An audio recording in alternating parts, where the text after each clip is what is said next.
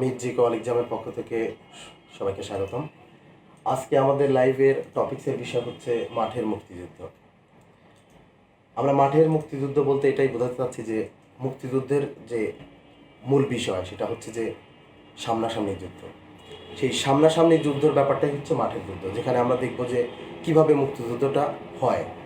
মুক্তিযুদ্ধের সময়ে বাংলাদেশকে কয়েকটি সেক্টরে ভাগ করা হয়, কোন সেক্টরে দায়িত্বে কে ছিলেন, জাস্ট সব কিছু মিলে, বা উপাধি কাদের দেওয়া হয়, কয়টা উপাধি দেওয়া হয়, বা উপাধিগুলোর মধ্যে যে ব্যাপারগুলো আছে আমরা এইগুলো নিয়েই আজকে আলোচনা করব। আর এটা খুবই গুরুত্বপূর্ণ একটা ক্লাস। যদি আপনি চিন্তা করেন পরীক্ষার ক্ষেত্রে এই জায়গাগুলো থেকে, মুক্তিযুদ্ধের এই জায়গাগুলো থেকে অনেক বেশি পরীক্ষায় কোশ্চেন আসে।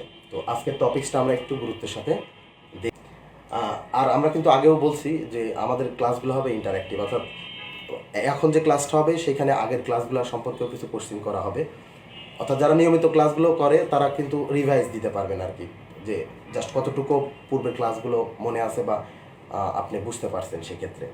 তো আমরা শুরু করার আগেই আমি একটা ম্যাপ আঁকাবো, এর মধ্যে আপনারা একটা কোশ্চেনের উত্তর আমাকে দিবেন বিগত ক্লাসে। সেটা হচ্ছে যে 16ই ডিসেম্বরে যে আমরা যে ক্লাসটা নিলাম বিজয়ের উপরে, সেই টপিক্সের ভিত্তিতে যে বাংলাদেশের মুক্তিযুদ্ধের যে মানে আত্মসমর্পণ হয়, যে আত্মসমর্পণ দলিল যেটা হয় সেইটা কোথায় করা হয়, এইটা আমাদের একটু উত্তরে জানাবেন যে মুক্তিযুদ্ধের আত্মসমর্পণের দলিল কোথায় অনুষ্ঠিত হয়, এই অনুষ্ঠানটি কোথায় হয়। কাইন্ডলি আমাদের এটা জানা, আমি ততক্ষণ একটা ম্যাপ আঁকায় ফেলি।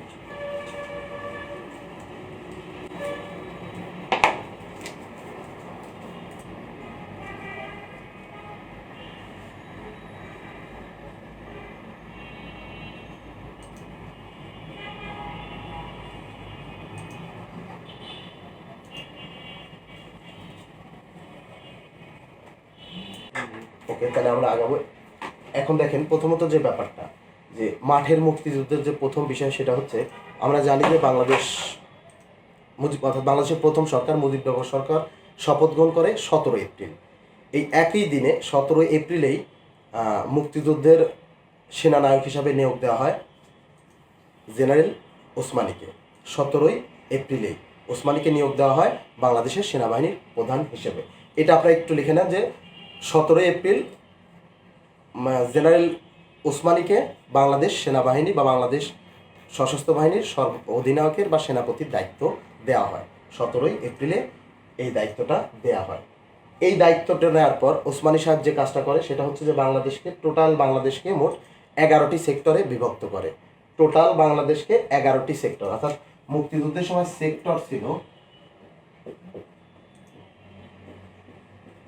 11টি।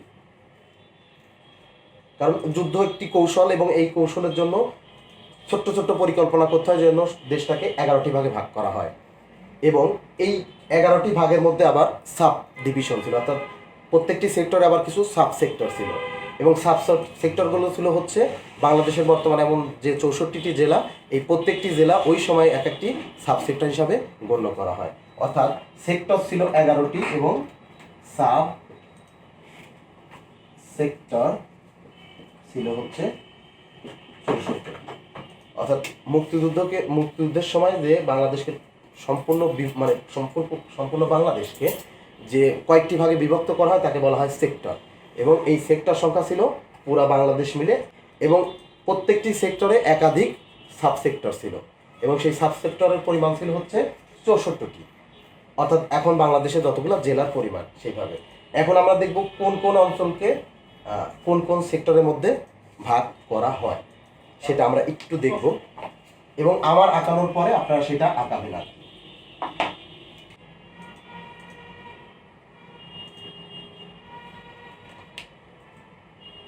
এটা ছিল হচ্ছে বাংলাদেশের মুক্তিযুদ্ধের সময় যে 11টি সেক্টরে সম্পূর্ণ বাংলাদেশকে ভাগ করা হয় তারই একটি চিত্র। এই চিত্রের মধ্যেই, এই চিত্রটা আপনারা একটু আঁকান, আমি বলতে থাকি আপনি মধ্যে আঁকান। এই চিত্রের মধ্যে আমরা কয়েকটি ইনফরমেশন দেখব গুরুত্বপূর্ণ, যেমন কোন কোন এলাকা কোন কোন সেক্টরে অধিভুক্ত ছিল, বর্তমান বাংলাদেশের কোন কোন এলাকা কোন কোন সেক্টরে অধিভুক্ত ছিল এটা দেখব, সেক্টর কমান্ডার হিসাবে কারা দায়িত্বে ছিলেন এটা দেখব, এবং গুরুত্বপূর্ণ বাংলাদেশের যে জায়গা মুক্তিযুদ্ধের সময় সেইগুলো কোন কোন সেক্টরের মধ্যে পড়ে এই জিনিসগুলো আমরা এই ম্যাপে লোকেট করব, এবং আমরা যদি ম্যাপের মধ্যে এভাবে লোকেট করি, পরবর্তীতে এটা আমাদের মনে রাখা অনেক ইজি হবে। অর্থাৎ এই সেক্টর বিষয়টা জানার জন্য আমাদের প্রথম বিষয়টা হচ্ছে বাংলাদেশের ম্যাপটা আমাদের আঁকাইতে হবে, এবং বাংলাদেশের ম্যাপ আঁকানোর পরে বাংলাদেশের বিভাগগুলোর অবস্থান দিতে হবে। তাহলে আমাদের জন্য এই ম্যাপটা আঁকানো একদম ইজি হবে। অর্থাৎ এই ম্যাপটা যদি আমি আঁকাতে পারি, এবং পরীক্ষার খাতায় যদি আমার প্রশ্ন মনে নাও আসে, আমি ম্যাপটা যদি একটু চিন্তা করি, তাতে আমি ইজিলি উত্তরটা দিতে পারবো। সো এই ম্যাপটা আপনারা এইভাবে আঁকাবেন এবং এইভাবে সেক্টরটাকে ভাগ করে নেন। দেন আমি প্রত্যেকটি সেক্টর সম্পর্কে আপনাকে আইডিয়া ফ্যাক্টর ম্যাপটা আপনাকে আঁকাতে হবে এইভাবে, এবং এটা বারবার প্র্যাকটিস করতে হবে পরবর্তীতেও। কারণ এই ম্যাপ দিয়ে আমরা অনেক সাধারণ জ্ঞান এই ম্যাপ ভিত্তিকে আমরা জানবো, এবং বাংলাদেশের ম্যাপ আমাদের অনেক কয়েকটি ক্লাসেই লাগবে। আজকের ক্লাসে যেমন প্রয়োজন হয়েছে, যখন বাংলাদেশের ভৌগোলিক বিবরণ দেবো তখন দরকার হবে, বাংলাদেশের সম্পদের বর্ণনা দিলে তখন আমাকে দেখতে হবে। অর্থাৎ অনেকগুলো সাধারণ জ্ঞান ক্লাসের সাথে এই ম্যাপটা জড়িত। সো বাংলাদেশের ম্যাপটা আঁকানো শেখা আমি মনে করি ম্যান্ডেটরি সবার। প্রত্যেকটি সেক্টর কোন কোন এলাকার মধ্যে ছিল গুরুত্বপূর্ণ, যেমন আমরা দেখি 1 নং সেক্টর, এইটা ছিল অ্যাকচুয়ালি চট্টগ্রাম প্লাস পার্বত্য চট্টগ্রাম। চট্টগ্রাম এবং পার্বত্য চট্টগ্রাম, আমরা পার্বত্য চট্টগ্রাম বলতে 3টি ডিস্ট্রিক্টকে মিন করে থাকি, বান্দরবন, খাগড়াছড়ি, রাঙামাটি। এই 3টা ডিস্ট্রিক্টকে আমরা একসাথে বলি পার্বত্য চট্টগ্রাম, এবং বাকি চট্টগ্রামের যে অংশগুলো আছে সেগুলো নিয়ে গঠিত হচ্ছে 1 নং সেক্টর। এবং এই সেক্টরের দায়িত্ব পালন করেন, অর্থাৎ 1 নং সেক্টরের কমান্ডার হিসেবে দায়িত্ব পালন করেন, সেক্টর কমান্ডার হিসেবে দায়িত্ব পালন করেন হচ্ছে, কমান্ডার ছিলেন মেজর জিয়া। অর্থাৎ 1 নং সেক্টরটা ছিল হচ্ছে চট্টগ্রাম এবং পার্বত্য চট্টগ্রামের মধ্যে একটি অংশ নিয়ে গঠিত, এবং এটার সেক্টর কমান্ডার ছিল মেজর জিয়া। এবং এরপর আমরা দেখব 2 নং সেক্টর। 2 নং সেক্টরের যে এলাকাগুলো ছিল, আমরা কিন্তু এখানে পুরো এলাকার বিষয়টা জানবো না, গুরুত্বপূর্ণ অংশগুলো আমরা জানবো। যেমন 2 নং এর অধিভুক্ত ছিল হচ্ছে ঢাকা,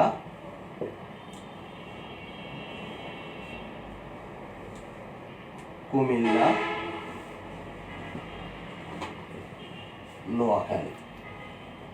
অর্থাৎ ঢাকা, কুমিল্লা, নোয়াখালী এই অঞ্চলগুলো নেমে ছিল হচ্ছে 2 নং সেক্টরের অধিভুক্ত। এবং এই সেক্টরের দায়িত্ব যে পালন করেন, অর্থাৎ সেক্টর কমান্ডার ছিলেন মেজর খালেদ মোশাররফ। 2 নং সেক্টরের অধিভুক্ত এলাকা হচ্ছে ঢাকা, কুমিল্লা, নোয়াখালী, এবং এই সেক্টরের সেক্টর কমান্ডার হিসেবে দায়িত্ব পালন করেন মেজর খালেদ মোশাররফ। এটা গেল আমাদের 2 নং সেক্টরে। যেহেতু আমাদের জায়গা নেই, আমরা একটা লেখার ক্ষেত্রে একটা মুছে ফেলবো, আপনারা এইভাবে আপনাদের খাতায় পাশাপাশি। এবার আমরা দেখব হচ্ছে 3 নং সেক্টর। 3 নং সেক্টর অধিভুক্ত এরিয়ার মধ্যে ছিল ব্রাহ্মণবাড়িয়া,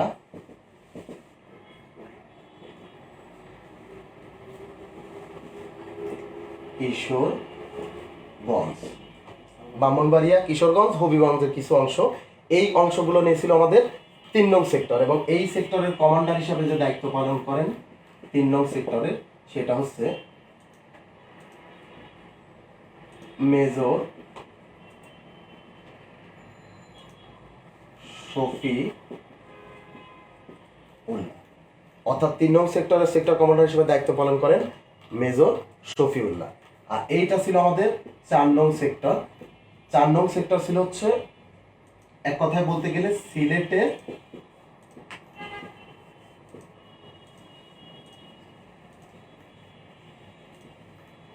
উত্তরাঞ্চল, সিলেট জেলার উত্তরাঞ্চল এবং আসামের কিছু অংশ নিয়ে গঠিত ছিল হচ্ছে 4 নং সেক্টর।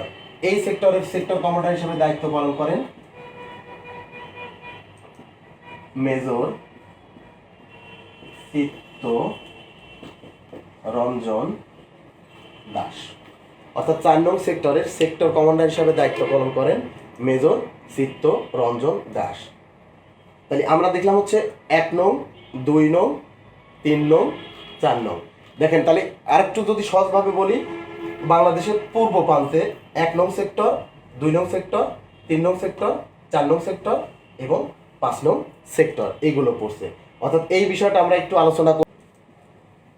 5 নং সেক্টর, 5 নং সেক্টরের অধিভুক্ত এরিয়া ছিল হচ্ছে হবিগঞ্জ, সিলেট, মৌলভীবাজার। অর্থাৎ দেখেন সিলেট বিভাগ কিন্তু বা সিলেট জেলা 4 নং সেক্টরের অধিভুক্ত এবং 5 নং সেক্টরের অধিভুক্ত। সো একটা গুরুত্বপূর্ণ এরিয়া বা বড় এরিয়া যদি দুইটা সেক্টর মিলে পড়ে, অর্থাৎ সেই ক্ষেত্রে সেই প্রশ্ন আসার সম্ভাবনা খুবই কম। যেটা কনফার্ম কোনো সেক্টরের মধ্যে আছে, যেমন ঢাকা 2 নং সেক্টরের মধ্যে, এটা গুরুত্বপূর্ণ এবং ঢাকা যেহেতু বাংলাদেশের রাজধানী, সব দিক থেকে এটা কিন্তু গুরুত্বপূর্ণ। অর্থাৎ একটা অংশ দুইটা সেক্টরের মধ্যে পড়লে সেই অঞ্চলগুলো আসার সম্ভাবনা খুবই কম। সো দেখতেছি আমরা 5 নং সেক্টরের মধ্যে পড়ছে সিলেট, হবিগঞ্জ এবং সিলেটের কিছু অংশ এবং মৌলভীবাজার। এবং এই সেক্টরের দায়িত্বে যিনি ছিলেন কমান্ডার, তার নাম ছিল মেজর শওকত ওসমান। মেজর শওকত ওসমান ছিল হচ্ছে 5 নং সেক্টরের দায়িত্বে। সো বাংলাদেশের পূর্ব প্রান্ত 5টি সেক্টর আমরা দেখলাম এবং সেক্টরের সাথে এরিয়া, সেই এরিয়া এবং সেই সেক্টর কমান্ডারের বিষয়গুলো আমরা দেখলাম। তো এইটুকু যদি আমরা বুঝতে পারি, পরেরগুলো আমাদের জন্য ইজি হবে। এই ফাঁকে আপনারা একটি বিগত সারে ক্লাসের আমরা একটা কোশ্চেনের উত্তর এর মধ্যে নিব, তারপর আমরা পরে আবার কাজটা শুরু করব। জাস্ট আমরা রিমাইন্ড করব ক্লাসগুলো আমাদের মনে আছে কিনা, বা যখন আমরা অন্য কাজের মধ্যে থাকি তারপরে এই উত্তরটা খুঁজে বের করতে পারি কিনা। এই জিনিসটা খুবই একটা সাইকোলজিক্যাল ব্যাপার, কাজে লাগবে আপনার পরীক্ষার সময়। কারণ দেখেন পরীক্ষার সময় কিন্তু আপনি একই সাথে বাংলা, ম্যাথস বা ইংলিশ, সাধারণ জ্ঞান সবগুলোর উত্তর দিবেন। তো তখন কিন্তু খুব দ্রুত আপনাকে সুইচ করতে হয়, অর্থাৎ এক টপিক থেকে আর এক টপিকে যেতে হয়। তো এই জন্য আমরা লাইভ ক্লাসের মাঝখানে বিগত ক্লাসগুলো স্মরণ করে এটা আমাদের প্র্যাকটিস হবে যে আমরা পরীক্ষার রুমে প্রেশারটা নিতে পারবো কিনা। সেই জন্য কিন্তু আমি ক্লাসের ফাঁকে ফাঁকে বিগত ক্লাসগুলো রিভাইজ করার চেষ্টা করি। এক্ষেত্রে আপনারা আমাকে উত্তর দিবেন হচ্ছে, প্রশ্নটা খুব কঠিন না, সহজ একটা। বাংলাদেশের মুক্তিযুদ্ধ যে হয় এই সময় একটা সরকার গঠন করা হয়, সেই সরকার নাম মুজিবনগর সরকার। আপনাদেরকে বলতে হবে মুজিবনগর সরকারের নামকরণ করেন কে? মুজিবনগর সরকারের নামকরণ করেন কে? আপনারা একটু দ্রুত কমেন্টসে জানাই দিন। ওকে, ঠিক আছে। তাহলে আমরা দেখলাম হচ্ছে 1 নং, 2 নং, 3 নং, 4 নং, 5 নং বাংলাদেশের পূর্ব প্রান্ত মিলে। এরপর আপনি দেখেন একটু কিন্তু এখানে অ্যানোমালি, অর্থাৎ একটু ব্যতিক্রম আছে। অর্থাৎ সেটা কি, 5-এর পরেই চলে আসছে 11, অর্থাৎ ময়মনসিংহ বিভাগ হচ্ছে 11, ময়মনসিংহ আর ময়মনসিংহ প্লাস আপনি বলতে পারেন টাঙ্গাইল। ময়মনসিংহ টাঙ্গাইল মিলে হচ্ছে 11 নাম্বার সেক্টর, অর্থাৎ হচ্ছে 11 নাম্বার সেক্টর চলে আসছে। এটা একটু কিন্তু ব্যতিক্রম। তাহলে এইভাবে মনে রাখবেন যে ব্যতিক্রমটা কোথায়, 5-এর পরে। 5-এর পরেই 6 আসার জায়গায় চলে আসছে 11। এটা জাস্ট একটু যদি আমরা খেয়াল করি যে 5 পর্যন্ত থাকবে, তারপরে হুট করে একটু ব্যতিক্রম হবে, সেটা হচ্ছে 11। আমার মনে হয় যে ইজিলি এটা মাইন্ডে থাকবে। তো 11 নং সেক্টরটা ছিল হচ্ছে ময়মনসিংহ এবং টাঙ্গাইল অঞ্চল মিলে, অঞ্চল নিয়ে। এই হঠাৎ করে 5-এর পরে চলে আসবে 11।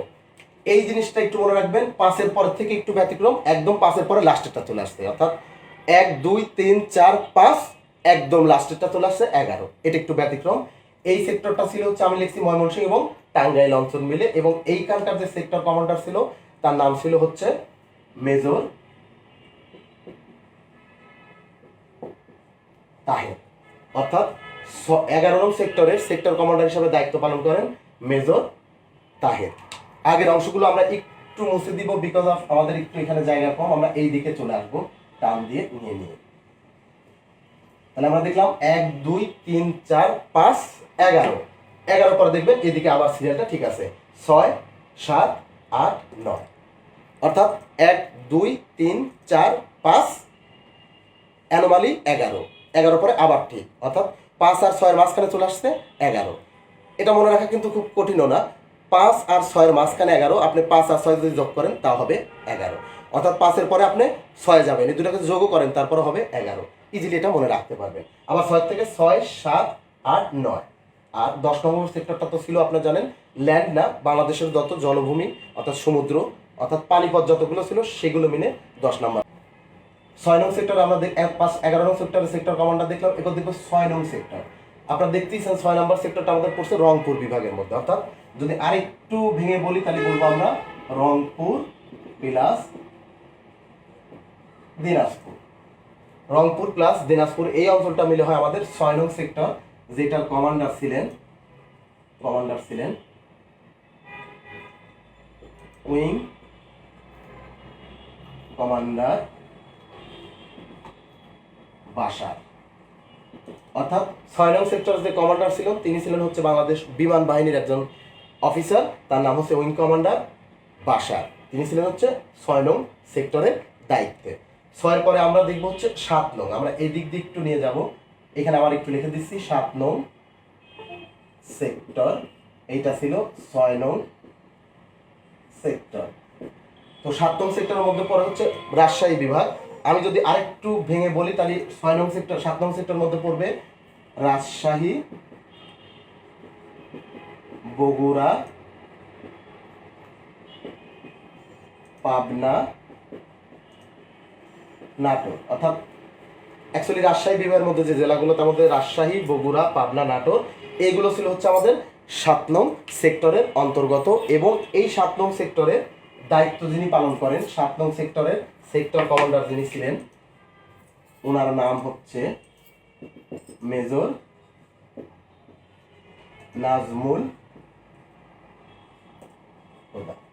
অর্থাৎ 5 নং সেক্টরের সেক্টর কমান্ডার হিসেবে দায়িত্ব পালন করেন, 7 নং সেক্টরের সেক্টর কমান্ডার হিসেবে দায়িত্ব পালন করেন মেজর নাজমুল হুদা, যেটা আমাদের মেইনলি রাজশাহী বিভাগের মধ্যে বা রাজশাহী বিভাগ এবং মধ্যে যে জেলাগুলো বর্তমানে আছে সেইগুলো নিয়ে। এরপর আমরা দেখব আমাদের 7-6 চলে গেল। এরপরে আমরা যেটা দেখব সেটা হচ্ছে 8 নং সেক্টর। 8 নং সেক্টর, 8 নং সেক্টরের মধ্যে যে অংশগুলো পড়ে তার মধ্যে ছিল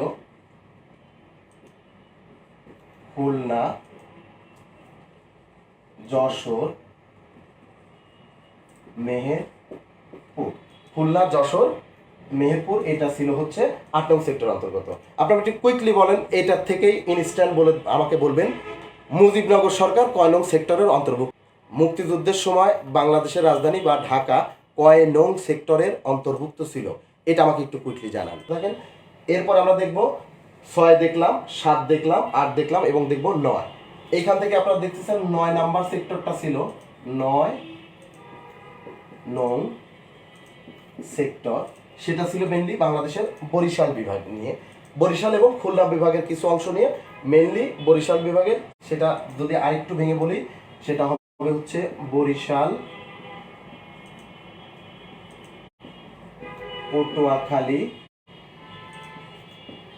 বরিশাল, পটুয়াখালী। এরপর আপনারা যদি বলেন ওইদিকে আছে আর হচ্ছে আপনার ধরেন ভোলা, এই অঞ্চলগুলো নিয়ে গঠিত হয় হচ্ছে 9 নং সেক্টর। এবং 9 নং সেক্টরের সেক্টর কমান্ডার হিসাবে যিনি দায়িত্ব পালন করেন major commander major Abdul Jalil. 8 নং একটু উপরে আমরা একটা মুছে দিই, আপনাকে এখানে দিয়ে দিচ্ছি কমান্ডার মেজর আবু ওসমান চৌধুরী। অর্থাৎ 8 নং সেক্টর যে এলাকার অন্তর্ভুক্ত সেটা ছিল হচ্ছে আমাদের মুজিবনগর সরকার যেখানে গঠিত হয়, অর্থাৎ মেহেরপুর, খুলনা, যশোরের অংশ নিয়ে। এবং 8 নং সেক্টরের সেক্টর কমান্ডার ছিলেন মেজর আবু ওসমান চৌধুরী। এরপর আমরা দেখলাম 9 নম্বর সেক্টর ছিল বরিশাল বিভাগ নিয়ে, মেনলি বরিশাল, পটুয়াখালী এই অঞ্চলটা নিয়ে। এবং 9 নং সেক্টরের সেক্টর কমান্ডার ছিল মেজর আব্দুল জলিল। এবং একইভাবে দেখেন 10 নম্বরটা ব্যতিক্রম। 10 নম্বরকে আমরা কি বলতেছি, যে 10 নম্বর কিন্তু স্থলভাগের কোনো অংশই না। বাংলাদেশে যত নদ নদী অর্থাৎ যত ওয়াটার বডি এরিয়া ছিল, অর্থাৎ নদ নদী বলেন, সমুদ্র বলেন, এইটা ছিল কিন্তু 10 নম্বর সেক্টর। অর্থাৎ সেক্টরের হিসাবেও 10 নম্বর এক্সেপশনাল, কারণ সবগুলো স্থলে, এইটাই শুধু জলে। যেহেতু সেক্টর হিসাবে এটা স্পেশাল, অর্থাৎ এটা শুধুমাত্র জলপথ নিয়ে গঠিত, এটা সেইভাবেই নিয়মিত কোনো সেক্টর কমান্ডারও ছিল না। যে অঞ্চলে যে সেক্টরের মধ্যে পড়তো তারাই দায়িত্ব পালন করতো। তাহলে আমরা এখানে দেখলাম বাংলাদেশের ম্যাপটা যদি আমরা আগাইতে পারি, আর বাংলাদেশের ম্যাপে যদি আমরা বাংলাদেশের বিভাগীয় শহরগুলোকে বুঝতে পারি বা চিনতে পারি, যেটা খুব কঠিন না, এটা আঁকানোর পরে আমরা মনে করব ইজিলি আমরা সেক্টরটা আঁকাইতে পারবো। কেন? আমরা আগেই দেখতেছি যে পূর্ব পাশে অর্থাৎ এই অঞ্চলটা মেনেছিল 1 নম্বর, 2 নং, 3 নং, 4 নং, 5 নং। এটার পরে ব্যতিক্রম 6 থেকে শুরু হয়, 6 এবং 5-এর মাঝখানে চলে আসে 11 নং সেক্টর, যার মধ্যে ছিল ময়মনসিংহ, টাঙ্গাইল। এরপরে আবার দেখবেন হাতের বাম দিকে অর্থাৎ বাংলাদেশের পশ্চিম দিকে কিন্তু আবার সেক্টরগুলো একটা সিরিয়াল মেনটেন করছে। সেটা কোথা থেকে? 6, 7, 8, 9 এবং এই পাশে হচ্ছে 5 পর্যন্ত, মানে এই থেকে 6 পর্যন্ত মাঝখানে শুধু 11 নম্বর সেক্টর এবং 10 নং সেক্টরটা পড়তে হবে না, বিকজ দেখেন ইজিলি এটা হচ্ছে জলপথ। এটা যেমন জলপথের অংশ, তেমনভাবে এটার কোনো নির্দিষ্ট সেক্টর কমান্ডারও ছিল না। এটা নিয়ে অনেকেই কিন্তু খুব আমরা কনফিউজ থাকি, কোনটা কোন সেক্টরের মধ্যে পড়ে বা এটা কিভাবে পড়বো, মানে এটা পড়াচ্ছে এটা নিয়ে টেনশনটাই আমি দেখছি স্টুডেন্টরা বেশি করে। আমি আপনাকে যেটুকু বললাম এটা যদি কেউ 2 থেকে 3 বার প্র্যাকটিস করে, আমার মনে হয় না সেক্টর নিয়ে তার কোনো কনফিউশন থাকবে। ওকে, আপনারা উত্তরটা দিতে থাকেন, আমি যেটা লিখবো সেটা আপনারা পরে লিখলে পারবেন। আমি এটা সম্পূর্ণ লেখার পরে আপনারা লিখবেন, আপনারা উত্তরটা দিতে থাকেন।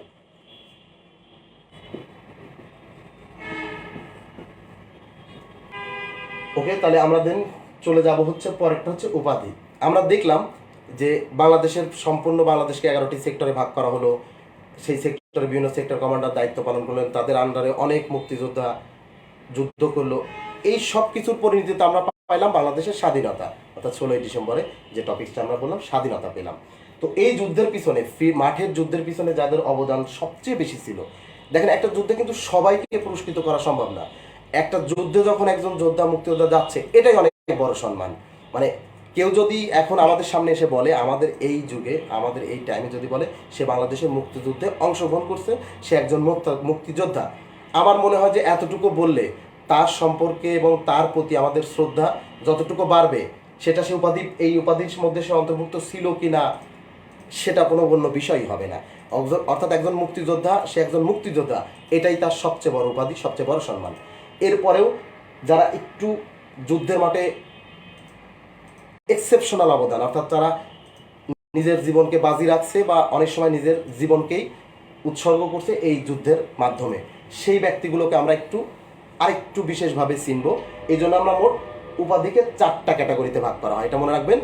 মোট 4টি ক্যাটাগরিতে বাংলাদেশের মুক্তিযুদ্ধে উপাধি দেওয়া হয়। সেটা সিরিয়ালি 1 নম্বরে আছে হচ্ছে বীরশ্রেষ্ঠ, 2 নম্বরে আছে বীর উত্তম, 3 নম্বরে আছে বীর বিক্রম এবং 4 নম্বরে আমরা দেখতে পাই আছে বীর প্রতীক। এর মধ্যে দেখেন 1 নম্বরে যেটা বীরশ্রেষ্ঠ, এটা কিন্তু পরীক্ষা আপনাকে জিজ্ঞেস করবে না যে মুক্তিযুদ্ধের সর্বোচ্চ খেতাব বা প্রথম খেতাব কি, এটা সবাই পারবে। অর্থাৎ কোশ্চেন আসার সম্ভাবনা হচ্ছে 2 আর 3 থেকে, কারণ আমি 1 নাম্বার জানি, এটা তো পড়তে হবে না বীরশ্রেষ্ঠ, এবং 2 আর 3 যদি জানি তখন 4 নাম্বারে আর একটাই বাকি থাকে। অর্থাৎ 2 আর 3 নাম্বার জানলে আমাদের সবগুলো জানা হয়ে যাবে।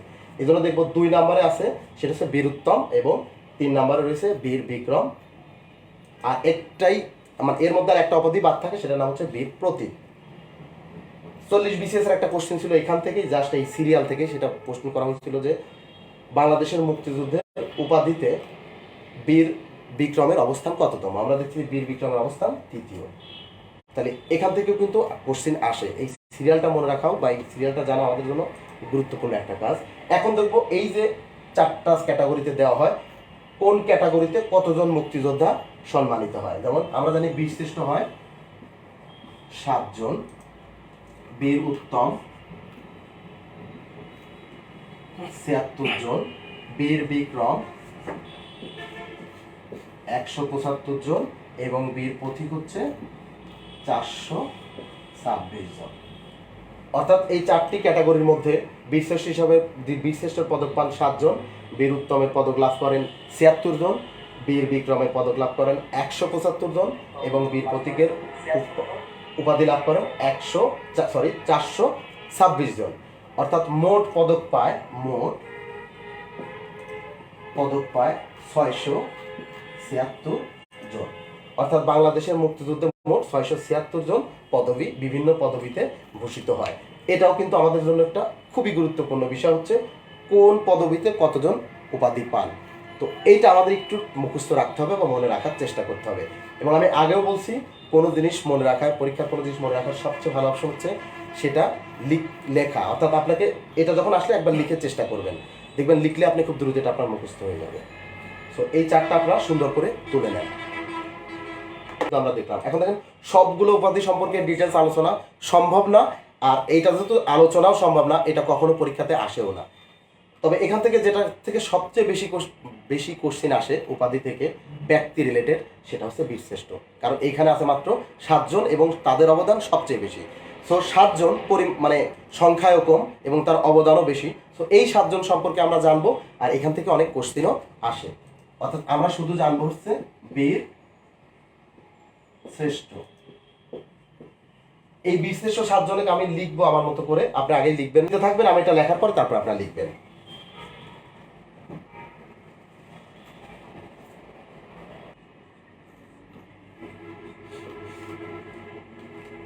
ওকে, অ্যান্সার আমার মনে হয় অনেকেরই করা হয়ে গেছে। এখন আমরা দেখবো যে বীরশ্রেষ্ঠ 7 জন আসে, তারা মোটামুটি 3টা সেনাবাহিনীর 3টা অংশ থেকে আসে। সেটা হচ্ছে অর্থাৎ সশস্ত্র বাহিনীর 3টা অংশ থেকে, সেনাবাহিনী, বিমান বাহিনী এবং যেমন আমরা দেখতেছি এই 7 জনের মধ্যে সেনাবাহিনী থেকে আসে 3 জন। তার মধ্যে আছে প্রথমে সিপাহী মোস্তফা কামাল, সিপাহী হামিদুর রহমান এবং ক্যাপ্টেন মহিউদ্দিন জাহাঙ্গীর। এই 3 জন বীরশ্রেষ্ঠ আসেন হচ্ছে সেনাবাহিনী থেকে, অর্থাৎ সেনাবাহিনী থেকে বীরশ্রেষ্ঠ 3 জন। এখন আমরা একটু তারা কোন সেক্টরে যুদ্ধ করে সেটা খুবই গুরুত্বপূর্ণ, এটা আমরা একটু টেকনিক অ্যাপ্লাই করে মনে রাখবো। সেই টেকনিকটা হচ্ছে এমন, 247। আপনাকে আমি বলি, এই 247-এর অর্থ হচ্ছে 2 সবার আগে, এটা সবার আগে যাবে, 4 মাঝখানে যাবে এবং 7 সবার শেষে, 7 যাবে সবার শেষে। অর্থাৎ সেনাবাহিনী থেকে যে 3 জন আসে আমরা এইভাবে মনে রাখবো, সেনাবাহিনী 3 জন 247। তাহলে 247 মিনস এই 247-এর এই সিস্টেমটা যদি আমাকে মনে রাখতে হয় তাহলে কিন্তু আমাকে এই সিরিয়ালটাও মনে রাখতে হবে। এবং সিরিয়ালটা মনে রাখাও দেখেন অনেক সহজ। যেমন প্রথম জনের উপাধি ছিল সিপাহী মোস্তফা কামাল, দ্বিতীয় জনের উপাধি হচ্ছে সিপাহী হামিদুর রহমান এবং 3 নম্বর হচ্ছে ক্যাপ্টেন মহিউদ্দিন জাহাঙ্গীর।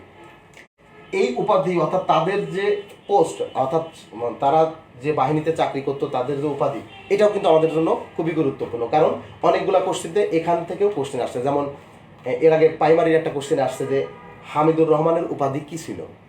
আমরা দেখতেছি হামিদুর রহমানের উপাধি ছিল সেপাহী, অর্থাৎ মানে যখন সেনাবাহিনীতে তারা চাকরি করতো তাদের যে উপাধি ছিল সেটাও কিন্তু আমাদের জন্য খুবই গুরুত্বপূর্ণ। এই 3 জনের সিরিয়ালটা যদি আমি মনে রাখতে পারি, সেক্টরটা মনে রাখা আমার অনেক ইজি হবে। যেমন মোস্তফা কামাল, সিপাহী মোস্তফা কামাল, সিপাহী হামিদুর রহমান, ক্যাপ্টেন মহিউদ্দিন জাহাঙ্গীর। এটা বলার পরে আমরা বলবো জাস্ট 247, অর্থাৎ 2 প্রথমে কামাল, 4 মাঝখানে ছিল হামিদুর রহমান, 7 সবার শেষে, 7 ছিল হচ্ছে মহিউদ্দিন জাহাঙ্গীর। তাহলে কে কোন কয় নং সেক্টরে যুদ্ধ করছে সেটা কিন্তু আমরা একটা সংখ্যার মাধ্যমে ইজিলি মনে রাখতে পারবো। এরপর আমরা দেখব সবচেয়ে বেশি আসতে হচ্ছে EPR বা BGB। এই যে EPR নাম ছিল, এটার মিনিংটা আমাদের কাছে একটু গুরুত্বপূর্ণ মনে রাখেন। EPR শব্দের অর্থ east Pakistan regiment. East Pakistan রেজিমেন্টকে সংক্ষেপে বলতো EPR। আর এই EPRই বাংলাদেশ হওয়ার পরে তার বর্তমান আধুনিক সংস্করণের নাম হচ্ছে BGB। এটা আমরা একটু মনে রাখবো। EPR একসময় এটার নাম ছিল BDR, অর্থাৎ EPR থেকে চেঞ্জ হয়ে এটার নাম হয় BDR, পরবর্তীতে BGB।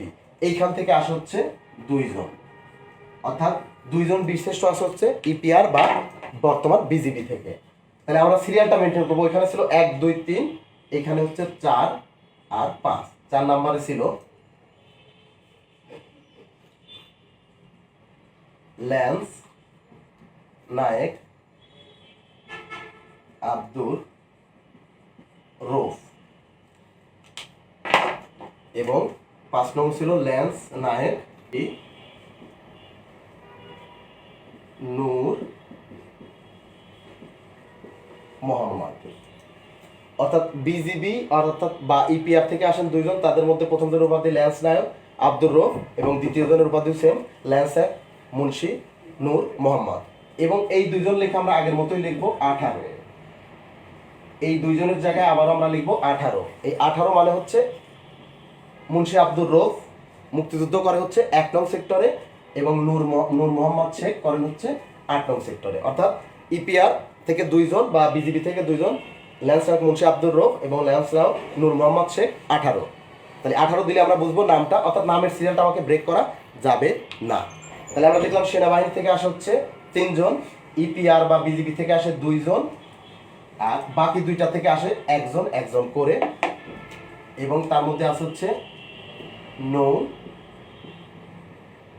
বাহিনী। নৌবাহিনী থেকে একজন আসে, অর্থাৎ আমাদের 6 নাম্বার, সে হচ্ছে RT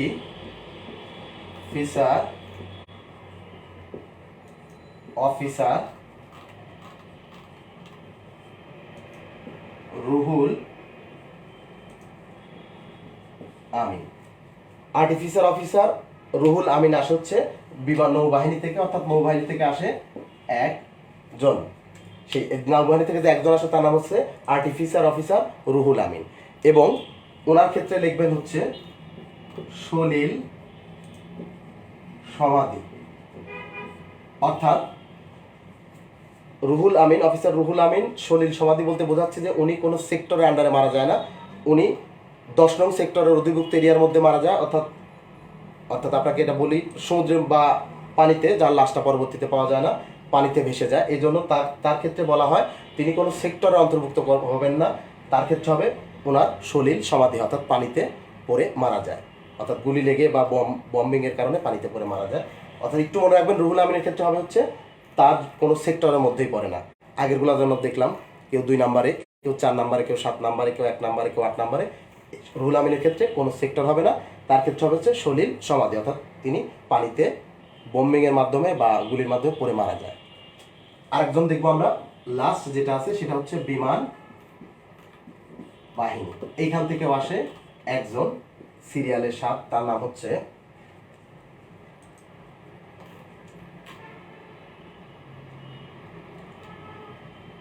flight lieutenant Motiur Rahman. অর্থাৎ বিমান বাহিনীতে একজন আসেন, তার নাম হচ্ছে, বিমান বাহিনী থেকে যে আসে তার নাম হচ্ছে, অর্থাৎ একজনই বিমান বাহিনী থেকে আসে, তার নাম হচ্ছে ফ্লাইট লেফটেন্যান্ট মতিউর রহমান। এবং আপনারা জানেন মতিউর রহমান কিন্তু মুক্তিযুদ্ধে বাংলাদেশেই আসতে পারেননি, তিনি পাকিস্তানের করাচিতে ছিলেন। ওইখান থেকে একটি প্লেন, ফাইটার প্লেন, পাকিস্তান সেনাবাহিনীর থেকে চুরি করে, অর্থাৎ বাংলাদেশে মুক্তিযুদ্ধে অংশগ্রহণের উদ্দেশ্যে নিয়ে চলে আসার পথে যখন পাকিস্তানের সেই ফাইটারটা ইন্ডিয়ান আকাশপথে প্রবেশ করে, তখন ইন্ডিয়ান সেনাবাহিনী পাকিস্তানি বিমান বাহিনীর যুদ্ধযান হিসাবে, অর্থাৎ পাকিস্তান সেনাবাহিনীর ফাইটার হিসাবে দেখে ধরে নিয়ে সেটাকে ভূপাতিত করে ফেলে। অর্থাৎ মহিউদ্দিন জাহাঙ্গীর, মতিউর রহমান বাংলাদেশেও আসতে পারেননি, তাকে ভারতের আকাশপথেই ভূপাতিত করা হয়। তাহলে এখন প্রশ্ন হতে পারে যে যুদ্ধে অংশগ্রহণ করলো না, সে কিভাবে বীরশ্রেষ্ঠর মর্যাদা পায়? আপনি একটা জিনিস দেখেন, ফিল্ডে যে কাজটা 6 মাসে, 7 মাসে, 8 মাসেও করা সম্ভব না, একটা ফাইটার প্লেনের গুরুত্ব তার চেয়ে অনেক বেশি। কারণ একটা ফাইটার প্লেন 2 থেকে 5 মিনিটের মধ্যে বা সর্বোচ্চ 10 মিনিটের মধ্যে মিনিমাম 10 থেকে 12 জায়গায় বম্বিং করতে পারে। সো মতিউর রহমান যদি ওই ফাইটার নিয়ে বাংলাদেশে আসতে পারতেন এবং পাকিস্তান সেনাবাহিনীর গুরুত্বপূর্ণ ক্যান্টনমেন্টগুলোতে বা যেখানে তাদের অস্ত্র ভাণ্ডার আছে এই জায়গাগুলো, এবং সেটা কিন্তু মতিউর রহমান আগেই জানতেন, কারণ এই যুদ্ধের খবরাখবর কিন্তু তার জানাটাই স্বাভাবিক, কারণ তখন সে অলরেডি পাকিস্তান বিমান বাহিনীরই একজন অফিসার। সে এটা জানার পরে সেইটা তার নিজের জীবন বাজি রেখে কিন্তু বাংলাদেশে নিয়ে আসার চেষ্টা করে। এবং আপনাকে আরেকটা তথ্য বলে রাখি, অন্য যে বীরশ্রেষ্ঠ 6 জন আছেন তারা কিন্তু যুদ্ধরত অবস্থায় যুদ্ধ করতে করতে গিয়ে মারা গেছেন, অর্থাৎ তাদের মৃত্যুটা হয়েছে যুদ্ধের মাঠে আকস্মিক। উনি আগের থেকে জানতেন না যে আজকে উনি মারা যাবেন। কিন্তু মতিউর রহমানের ক্ষেত্রে ব্যাপারটা একদমই এক্সেপশনাল। তিনি যদি সেই বিমানটা নিয়ে বাংলাদেশে আসতেও পারতেন, বম্বিংও করতে পারতেন, সবই যদি করতে পারেন, তারপরেও তার মৃত্যু ছিল অবধারিত। কারণ সে কোনো জায়গায় তার বিমানকে ল্যান্ডিং করাতে পারতেন না, কারণ পাকিস্তান নিয়ন্ত্রিত বাংলাদেশের যে এয়ারপোর্ট, সেখানে যদি সে ল্যান্ডিং করতে যায় তাকে অবশ্যই বম্বিং করা হবে। এবং এয়ারে যদি থাকতে চায়, আপনারা জানেন একটা ফাইটারের খুব বেশি ফুয়েল থাকে না, তাহলে সে ফুয়েলটাও শেষ হবে। অর্থাৎ মতিউর রহমান যুদ্ধে আসার জন্য তার একমাত্র অপশন ছিল সুনিশ্চিত মৃত্যু। এটা জানার পরেও সেই ফাইটার সে চুরি করে, সেটা নিয়ে এসে ইন্ডিয়ান আকাশপথে চলে আসে। কিন্তু ইন্ডিয়ান আকাশপথে আসার আগে সে চেষ্টা করছে ইন্ডিয়ান সেনাবাহিনীকে বা বিমান বাহিনীকে এটাকে অবহিত করতে, বাট এটা পসিবল হয় নাই, কারণ টাইমটা ছিল খুবই স্বল্প। এবং আপনাকে আরেকটা তথ্য দিয়ে রাখি, হৃদয় বিদারক একটি কাহিনী। মতিউর রহমানের ওয়াইফের নাম ছিল মিলি, যার উপরে কিন্তু পরবর্তীতে একটা কবিতাও লেখা হয়েছে। কবিতাটা লেখছেন নির্মলানন্দ গুণ, যার উপাধি হচ্ছে বাংলাদেশের কবিদের কবি। উনি মতিউর রহমানের ওয়াইফকে নিয়ে একটি কবিতা লিখছে, তার নাম হচ্ছে মিলির হাতে স্টেন গান। অর্থাৎ মতিউর রহমান মারা যাওয়ার খুব বেশি হলে 2 থেকে 3 মাস আগে তাদের বিয়ে হয়, এবং মিলি ছিল হচ্ছে ঢাকা ইউনিভার্সিটির একজন স্টুডেন্ট। সে পরবর্তীতে করাচিতে যায় তার স্বামীর কাছে মুক্তিযুদ্ধের সময়। এবং মতিউর রহমান যেদিন মারা যায় সেই দিন দুপুরে সে যখন বাসা থেকে ফিরে তখন ওয়াইফকে মিলিকে জিজ্ঞেস করে যে তুমি আজকে ওই শাড়িটা পরো, তোমাকে যেটা কিনে দিয়েছিলাম আমি এখানে আসার পরে, মানে পরে আর কি। মানে সে হঠাৎ করে অবাক হয়ে যায় যে হঠাৎ করে এই কথা কেন বলতেছে। মতিউর রহমান একটু রেগেই যায় যে তোমাকে বললাম এই শাড়িটা পরো, আপনার এই কবিতাটা পড়লে এটা বুঝতে পারবেন, কবিতার বিষয় বুঝতে ছিল এটা। আমি আপনাকে কবিতাটা পড়ে শোনাই দিতে পারতেছি না কারণ এটা মুখস্থ না। সো আমি এটা সারমর্ম আপনাকে বলতেছি, আপনি অবশ্যই কবিতাটা পড়লে বুঝতে পারবেন এবং এটার ফিলটা নিতে পারবেন। সেটা হচ্ছে যে ওই শাড়িটা পরে যখন সে তার সামনে বসে খাওয়া দাওয়ার পরে তার হাজব্যান্ড যখন চলে যায়, অর্থাৎ মতিউর রহমান যখন তার বাসস্থান থেকে ডিউটি অঞ্চল যেটা সেখানে যায়, সে বারবার ফিরে পিছন দিকে তাকাচ্ছিল। এই সময় মিলি গেট দারোয়ানকে ফোন দিয়ে জিজ্ঞেস করে, সে আগের থেকে গেট দারোয়ানকে ফোন দেয় যে তোমার স্যার যাওয়ার আগে আমার সাথে একটু কথা বলাই দিও। তো সেখান থেকে সে ফোন দিয়ে মতিউর রহমানকে জিজ্ঞেস করে যে তুমি বারবার আজকে পিছনে তাকাচ্ছ কেন? বলছে না এমনি। বলছে না আমি জানি তুমি আজকে আর ফিরবা না, তুমি বাংলাদেশে যাচ্ছ, মেবি এখান থেকে চলে বা কোনো বিশেষ যেখান থেকে তুমি নিশ্চিত ফিরতে পারবে না, তোমার চাহনি দেখে আমার এটাই মনে হয়েছে। তখন মতিউর রহমান বলছে হ্যাঁ আমি আজকে এই কাজ করব, অর্থাৎ আমার মৃত্যু অনিবার্য। এই জন্য মতিউর রহমান বাংলাদেশের মুক্তিযুদ্ধে সরাসরি অংশগ্রহণ না করতে পেরেও বীরশ্রেষ্ঠের মর্যাদা লাভ করে। উপাধির মধ্যে আমরা আরেকটা জিনিস দেখব, নারী। অর্থাৎ বাংলাদেশের নারীরা যে বাংলাদেশের মুক্তিযুদ্ধে অংশগ্রহণ করেছিল তার অন্যতম প্রধান প্রমাণ হচ্ছে 2জন নারী উপাধিতেই ভূষিত হয়েছেন। এই 2জন নারীর উপাধি ছিল হচ্ছে বীর, প্রতীক। প্রতীক সেই 2জন হচ্ছে, প্রথমজন হচ্ছে ক্যাপ্টেন সেতারা বেগম। ক্যাপ্টেন সেতারা বেগম বাংলাদেশের মুক্তিযুদ্ধে অংশগ্রহণ করেন এবং তিনি করেন 2 নং সেক্টরে। তিনি মুক্তিযুদ্ধ করেন হচ্ছে 2 নং সেক্টরে, তার উপাধি ছিল বীর প্রতীক। আরেকজন হচ্ছে তারামন বিবি। তারামন বিবি যুদ্ধ করে হচ্ছে 6 নং, উনি 2টা সেক্টরে আসলে যুদ্ধ করে, 6 নং এবং 11 নং সেক্টরে। পরীক্ষায় সাধারণত 6 নং এবং 11 নং একই সাথে আসবে না, হয় 6 নং দিবেন না হলে 11 নং দিবেন। যদি 6 এবং 11 দুইটাই থাকে সেক্ষেত্রে আপনি 6 নং প্রাধান্য দিবেন। অর্থাৎ 6 নং 11 নং, যখন 6 নং এবং 11 নং এর মধ্যে দুইটা যদি একসাথে থাকে সেক্ষেত্রে প্রেফার করবেন 6 নং। আর যদি 6 নং না থাকে শুধু 11 নং থাকে 11 নং প্রেফার করবেন। অর্থাৎ নারী হিসাবে পদবি পায় 2জন, ক্যাপ্টেন সেতারা বেগম যে 2 নং সেক্টরে যুদ্ধ করে এবং তারামন বিবি যে 6 নং বা 11 নং সেক্টরে যুদ্ধ করে। নারীদের পর আমরা দেখব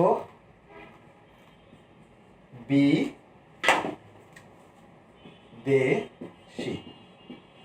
বিদেশীয় উপাধি পায় শুধুমাত্র একজন, তার উপাধি ছিল হচ্ছে বীর প্রতীক। অর্থাৎ আমরা এক্সট্রা বীরশ্রেষ্ঠের বাইরে যাদের দেখছি তাদের প্রত্যেকেরই কমন উপাধি হচ্ছে বীর প্রতীক।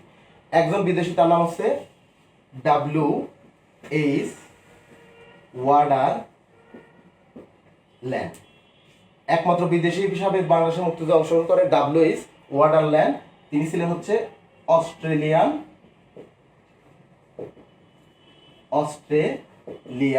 নাগরিক।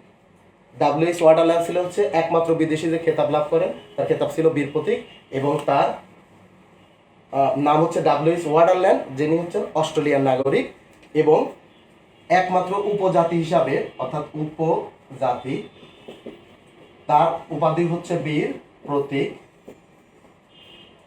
ওনার নাম হচ্ছে UK সিং মারমা।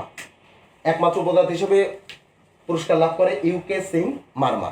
তাহলে আমরা দেখলাম এক্সেপশনাল কিছু বিষয় যারা উপাধির মধ্যে আছেন এবং এটাই ছিল আজকে আমাদের টপিকস। মেইনলি টপিকসটা কিন্তু ছোট মনে হলেও এখানকার পড়াগুলো কিন্তু একটু ব্যতিক্রম, কারণ এখানে কিন্তু আপনাকে অনেক বেশি কনসেন্ট্রেশন দিতে হবে আঁকানোর উপরে বা অনেকগুলো সংখ্যার উপরে, অর্থাৎ অনেকগুলো ডাটাও আপনাকে মুখস্থ রাখতে হবে, আবার চিত্র আঁকাইতে হবে। সো ক্লাসটাকে আপনাকে আমি বলবো এই ক্লাসটা করার পরে আপনারা চেষ্টা করবেন বাংলাদেশের ম্যাপটা আঁকানো শেখার আজকেই ক্লাসের পরেই, না হলেও পরবর্তীতে পরীক্ষার আগে যখন আপনি আবার এই ক্লাসটা রিপিট দেখবেন তো সেখানে আঁকানোর চেষ্টা। মির্জিকে অল এক্সামের পক্ষ থেকে সবাইকে শুভরাত্রি।